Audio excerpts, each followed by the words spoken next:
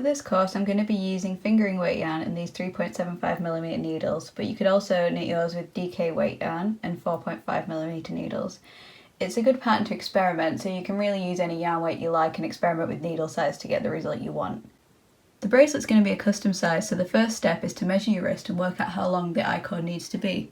So my wrist measures about 5.5 inches, so you're just going to use a tape measure and measure your wrist. And then you're going to times the wrist measurement by the number of wraps you want, so for me that's 2. And then you're going to add about 1/2 inch, which is going to just give a bit more room in the bracelet and make sure it's comfortable.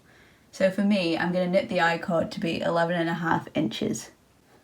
I'd recommend making a note of the I-cord length you've calculated because you'll need to remember this. So now we're ready to start knitting. So we're going to cast on 3 stitches. I'm going to first make sure I leave a tail that's at least about 6 inches long. Then I'm going to cast on 3 stitches. I'm just going to use the long tail cast on, but you can use any cast on you like because it's only a small number of stitches.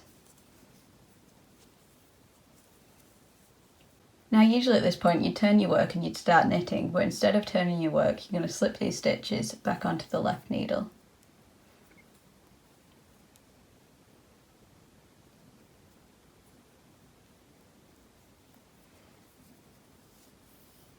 So your working yarn should now be coming from the left side of these 3 stitches.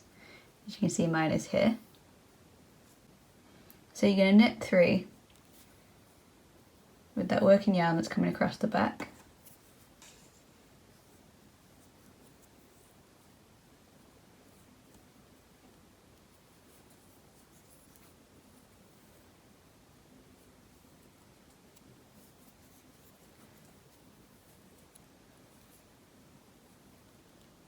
Now slip these 3 stitches back onto your left needle again, like we did at the start.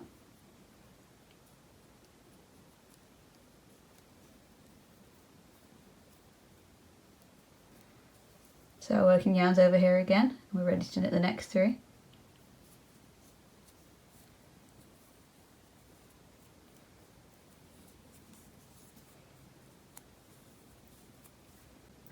Now you're just going to repeat that process of knitting 3 stitches and then slipping them back over to the left needle until your I-cord's the length you calculated at the very beginning.